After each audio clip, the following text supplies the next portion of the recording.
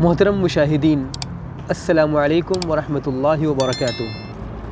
اللہ کے نبی صلی اللہ علیہ وسلم مکہ سے ہجرت کر کے جب مدینہ تشریف لائے تو سب سے پہلے مسجد قباء میں 14 دن قیام فرمایا، یہاں ایک مسجد تعمیر فرمائی۔ 14 دن قیام فرمانے کے بعد جمعہ کے دن صبح کے وقت اللہ کے نبی صلی اللہ علیہ وسلم کا قافلہ قباء کے علاقے سے آگے بڑھ کر بنو سالم بن عمر بن عوف کے علاقے میں تشریف لایا۔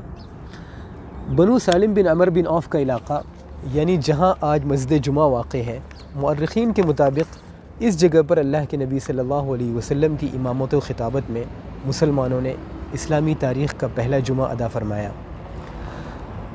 نماز جمعہ کی ادائیگی کے بعد اللہ کے نبی صلی اللہ علیہ وسلم کا قافلہ یہاں سے اب مدینہ کی طرف آگے بڑھتا ہے، اور مدینہ اس وقت ہمارے سامنے کی طرف والا حصہ ہے جہاں سے ابھی گاڑیاں چل رہی ہیں۔ نماز جمعہ کی ادائیگی کے بعد جب اللہ کے نبی صلی اللہ علیہ وسلم کا قافلہ بنو سالم بن عمر بن عوف کے علاقے سے آگے بڑھ رہا تھا تو بنو سالم بن عمر بن عوف کے سردار حضرت عتبان ابن مالک رضی اللہ عنہ اور حضرت عبادہ ابن الصامت رضی اللہ تعالیٰ عنہ، عباس ابن نضر رضی اللہ عنہ اللہ کے نبی صلی اللہ علیہ وسلم کے پاس آئے اور اللہ کے نبی صلی اللہ علیہ وسلم سے گزارش کی کہ اے اللہ کے نبی صلی اللہ علیہ وسلم، ہمارے پاس آپ کی حفاظت اور حمایت کی خاطر افراد بھی ہیں، اسلحہ اور ساز سامان بھی ہیں اور باغات بھی ہیں۔ اللہ کے نبی صلی اللہ علیہ وسلم نے انہیں بہت پیارا جواب دیا کہ اونٹنی کا راستہ چھوڑ دو، یہ اللہ کے حکم سے چل رہی ہے، یہ وہیں رکے گی جہاں اللہ رب العالمین نے اسے رکنے کا حکم دیا ہے۔ ہمارے اس طرف مسجد جمعہ ہے جو آپ کو سامنے نظر آ رہی ہے، اور مسجد جمعہ سے تھوڑا سا آپ آگے بڑھیں گے، روڈ کراس کریں گے تو یہ جو سامنے کے علاقے آپ کو نظر آ رہے ہیں یہ بنو سالم بن عمر بن عوف کے علاقے ہیں، بلکہ سامنے کی طرف یہ جو پتھروں سے گھرا ہوا علاقہ ہے یہ ذکر کیا جاتا ہے مورخین کے مطابق کہ یہ حضرت عتبان ابن مالک رضی اللہ تعالیٰ عنہ کا گھر تھا۔ چلیے ہم اس جگہ چلتے ہیں اور دیکھتے ہیں کہ کیا پرانے زمانے کے کچھ آثار موجود ہیں۔ یہاں حیات السیاحہ والآثار کی جانب سے کھدائی ہو رہی ہے تو اس جگہ کا مشاہدہ کرتے ہیں۔ اس وقت ہم جس جگہ میں موجود ہیں یہ بنو سالم بن عمر بن عوف کا جو قبیلہ تھا اس کا علاقہ ہے، اور بالتحدید حضرت عتبان ابن مالک رضی اللہ تعالیٰ عنہ کی مسجد ذکر کی جاتی ہے اس علاقے میں جس جگہ ہم بیٹھے ہوئے ہیں۔ حضرت عتبان ابن مالک رضی اللہ تعالیٰ عنہ کی جو مسجد ذکر کی جاتی ہے اس کا ایک بڑا دلچسپ قصہ ہے۔ حضرت عتبان ابن مالک رضی اللہ تعالیٰ عنہ بنو سالم بن عمر بن عوف کے سردار تھے۔ حضرت عتبان ابن مالک رضی اللہ تعالیٰ عنہ نے اللہ کے نبی صلی اللہ علیہ وسلم سے گزارش کی کہ اے اللہ کے نبی صلی اللہ علیہ وسلم، میں بوڑھا ہو چکا ہوں، میری نگاہیں کمزور ہو چکی ہیں، جب سیلاب آتا ہے تو مجھے مسجد تک جانے میں بہت دشواری ہوتی ہے، تو آپ سے گزارش ہے کہ آپ میرے گھر تشریف لائیں اور میرے گھر کے ایک حصے میں نماز ادا کریں تاکہ میں اس جگہ کو مصلی بنا لوں، میں بھی اس جگہ پہ نماز ادا کروں۔ اللہ کے نبی صلی اللہ علیہ وسلم نے ان کی گزارش قبول فرمائی۔ آپ صلی اللہ علیہ وسلم اور حضرت ابوبکر رضی اللہ تعالیٰ عنہ مدینہ سے تشریف لائے اور ان کے گھر پہنچے اور ان سے کہا کہ آپ کہاں چاہتے ہیں میں نماز ادا کروں۔ انہوں نے ایک جگہ کی طرف اشارہ کیا، اللہ کے نبی صلی اللہ علیہ وسلم نے وہاں نماز ادا کی، اور اللہ کے نبی صلی اللہ علیہ وسلم کے پیچھے حضرت عتبان بن مالک رضی اللہ تعالیٰ عنہ کے گھر والوں نے نماز ادا کی۔ تو جس جگہ پہ اللہ کے نبی صلی اللہ علیہ وسلم نے نماز ادا کی تھی، حضرت عتبان بن مالک رضی اللہ تعالیٰ عنہ نے اس جگہ کو مصلی بنا لیا تھا اور اس جگہ پہ وہ نمازیں ادا کیا کرتے تھے۔ بعد میں زمانہ گزرتا گیا تو وہ جو جگہ تھی صرف وہ جگہ باقی رہ گئی مسجد عتبان بن مالک رضی اللہ تعالیٰ عنہ کے نام سے۔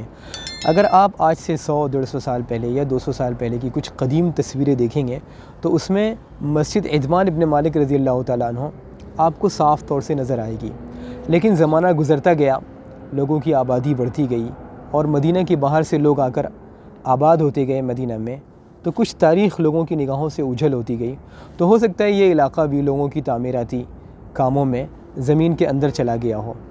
اب جو یہاں کی حیات السیاحہ والآثار ہے اس نے کوشش کی ہے کہ زمین کی کھدائی کی جائے، تو جب زمین کی کھدائی کی گئی تو یہ کچھ نشانیاں نکلیں۔ تو یہ جو عمارت آپ کو سامنے نظر آ رہی ہے آپ دیکھ سکتے ہیں کہ یہ جلے ہوئے کالے پتھروں سے تعمیر کی گئی ہے، اور یہ مدینہ کی قدیم جو عمارتیں ہیں تقریباً 1300 سال پہلے 1200 سال پہلے، وہ تقریباً انہی پتھروں سے بنائی گئی ہے۔ مدینہ میں قدیم زمانے میں بہت پہلے لاوا پھٹا تھا، تو پہاڑ پھٹ گئے تھے، ان پہاڑوں کو پھٹنے کے بعد جو پتھر تھے وہ زمین پر پھیل گئے تھے، تو یہ جو جلے ہوئے پتھر ہیں انہی کو کاٹ کاٹ کر مدینہ میں قدیم عمارتیں تعمیر کی جاتی تھیں۔ تو یہ عمارت اسی مادے سے تیار کی گئی ہے۔ غالب گمان یہی ہے مورخین کے مطابق کہ یہ حضرت عتبان بن مالک رضی اللہ تعالیٰ عنہ کا بہت ممکن ہے وہی گھر رہا ہو جہاں اللہ کے نبی صلی اللہ علیہ وسلم نے آ کر نماز ادا کی تھی۔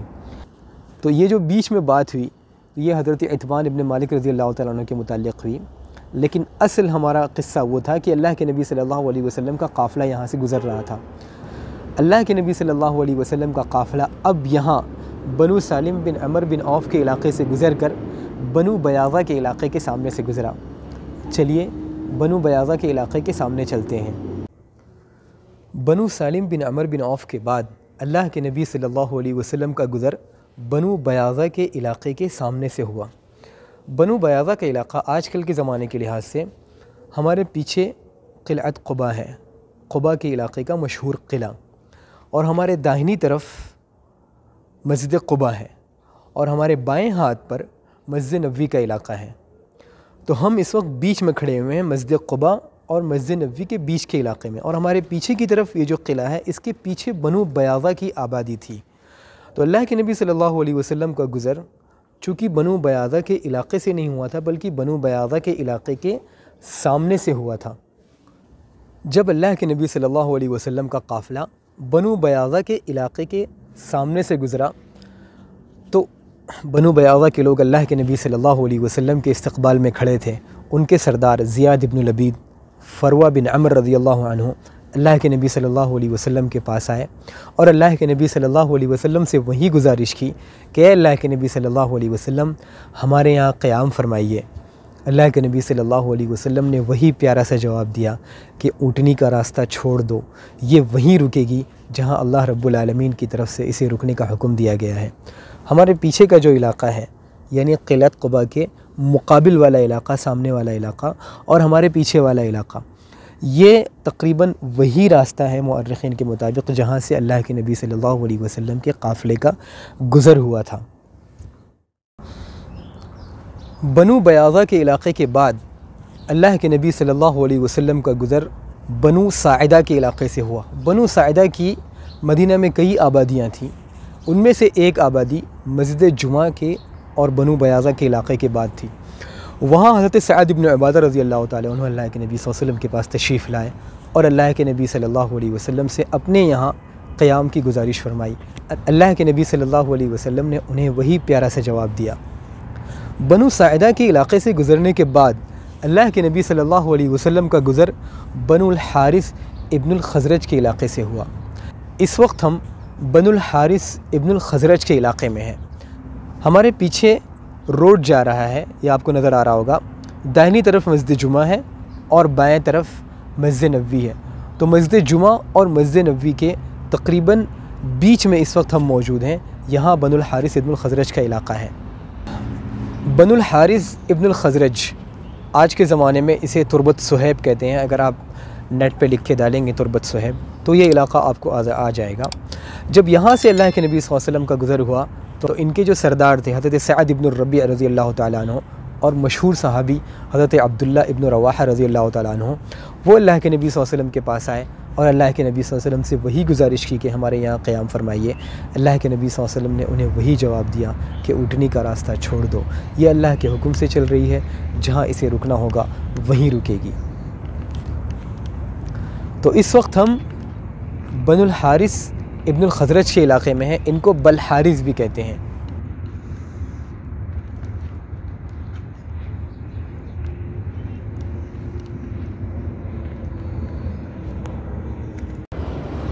بنو الحارث ابن الخزرج کے علاقے کے بعد اللہ کے نبی صلی اللہ علیہ وسلم کا گزر بنو عدی ابن النجار کے قبیلے کے پاس سے ہوا۔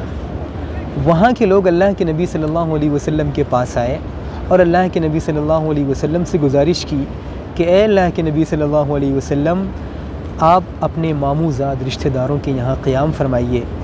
دراصل اللہ کے نبی صلی اللہ علیہ وسلم کے دادا عبد المطلب کی والدہ سلمہ بنت عمر کا تعلق اسی قبیلے سے تھا، لیکن اللہ کے نبی صلی اللہ علیہ وسلم نے بھی انہیں وہی جواب دیا کہ اونٹنی کی نکیل چھوڑ دو، یہ اللہ کے حکم سے چل رہی ہے، جہاں اللہ کا حکم ہوگا وہیں رکے گی۔ بنو عدی ابن النجار کی آبادی اس وقت کے لحاظ سے مورخین کے مطابق مسجد نبوی کے جنوبی حصے کے صحن میں واقع ہے، یعنی وہ حصہ جو مسجد قمامہ سے قریب ہے، اور جو حصہ ہمیں اس وقت سامنے نظر آ رہا ہے تقریباً یہ آبادی بنی عدی ابن النجار کی تھی، اور یہیں سے قریب مسجد بنی زریق تھی جس کا تذکرہ کسی ویڈیو میں گزر چکا ہے۔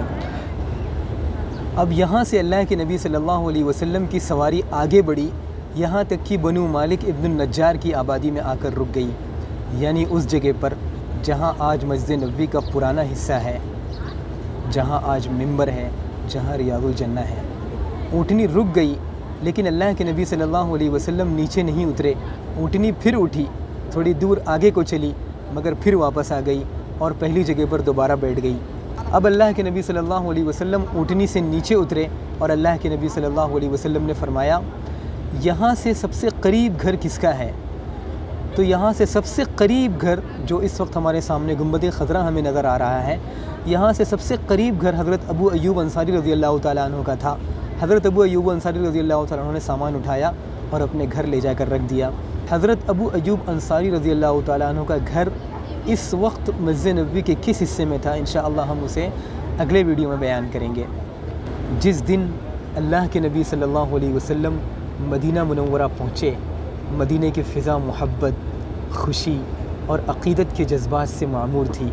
یہ مدینہ کے لیے نہایت تاریخی دن تھا۔ اللہ کے نبی صلی اللہ علیہ وسلم کا گزر جہاں سے بھی ہوتا، ہر ایک کی یہی آرزو تھی کہ نبی کریم صلی اللہ علیہ وسلم ان کے یہاں قیام فرمائیں۔ اگر نبی صلی اللہ علیہ وسلم کسی ایک قبیلے یا فرد کی درخواست قبول فرما لیتے تو باقی لوگوں کی دل شکنی ہوتی، اور رحمت للعالمین صلی اللہ علیہ وسلم کو یہ قبول نہیں تھا۔ اسی لیے اللہ کے نبی صلی اللہ علیہ وسلم نے سب سے یہی فرمایا کہ اونٹنی کا راستہ چھوڑ دو، یہ اللہ رب العالمین کی طرف سے مأمور ہے۔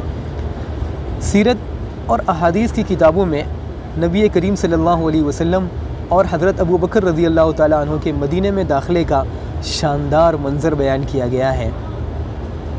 مسند احمد میں حضرت انس رضی اللہ تعالیٰ عنہ سے روایت ہے، فرماتے ہیں کہ جس دن نبی کریم صلی اللہ علیہ وسلم مدینہ میں داخل ہوئے، اس جیسا منظر میں نے آج تک نہیں دیکھا۔ صحیح بخاری میں حضرت برا ابن العازب رضی اللہ تعالیٰ عنہ فرماتے ہیں کہ جتنا خوش مدینہ والوں کو رسول اللہ صلی اللہ علیہ وسلم کی آمد پر دیکھا، اتنا کسی اور چیز پر نہیں دیکھا۔ صحیح مسلم میں حضرت برا ابن العازب رضی اللہ تعالیٰ عنہ سے روایت ہے کہ اس دن مرد و خواتین گھروں کی چھتوں پر چڑھ گئے تھے، بچے اور خادمین راستے میں پھیل گئے تھے، سب کہہ رہے تھے جاء محمد، جاء رسول اللہ، محمد آئے ہیں، اللہ کے رسول صلی اللہ علیہ وسلم آئے ہیں۔ صحیح ابن حبان میں حضرت انس ابن مالک رضی اللہ تعالیٰ عنہ جو اس وقت بہت چھوٹے سے تھے، ان سے روایت فرماتے ہیں کہ جس دن نبی صلی اللہ علیہ وسلم مدینہ میں داخل ہوئے، اس سے زیادہ خوبصورت منظر آج تک نہیں دیکھا۔ مدینہ کی ہر چیز روشن ہو گئی تھی۔ اللہ کے نبی صلی اللہ علیہ وسلم مدینہ پہنچ گئے۔ مدینہ پہنچنے کے بعد اللہ کے نبی صلی اللہ علیہ وسلم نے سب سے پہلا جو کام کیا وہ مسجد نبوی کی تعمیر فرمائی۔ مسجد نبوی کی زمین 2 یتیموں کی ملکیت تھی۔ اس وقت جہاں مسجد نبوی کا پرانا حصہ ہے، جہاں منبر ہے اور جہاں ریاض الجنہ ہے، یہ زمین 2 یتیموں کی ملکیت تھی۔ ان کا نام سہل اور سہیل تھا۔ یہ حضرت اسعد ابن زرارہ رضی اللہ تعالیٰ عنہ کی کفالت میں تھے۔ اللہ کے نبی صلی اللہ علیہ وسلم نے ان سے مسجد بنانے کے لیے زمین طلب کی۔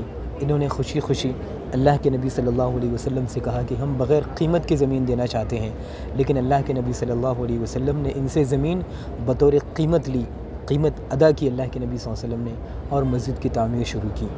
مسجد کی تعمیر یہ وہ پہلا کام تھا جو اللہ کے نبی صلی اللہ علیہ وسلم نے مدینہ میں قدم رکھتے ہی فرمایا۔ یہی کام اللہ کے نبی صلی اللہ علیہ وسلم نے مسجد قباء میں بھی فرمایا کہ جب قباء میں آپ صلی اللہ علیہ وسلم نے قدم رکھا تو سب سے پہلے مسجد تعمیر فرمائی۔ اس کے علاوہ 3 اور اہم کام اللہ کے نبی صلی اللہ علیہ وسلم نے انجام دیے جو کسی بھی سوسائٹی کے لیے انتہائی ضروری ہیں۔ یہ 3 اہم کام کیا تھے؟ انشاءاللہ ہم اسے اگلے ویڈیو میں بیان فرمائیں گے۔ جب تک دیجیے اجازت۔ والسلام علیکم ورحمۃ اللہ وبرکاتہ۔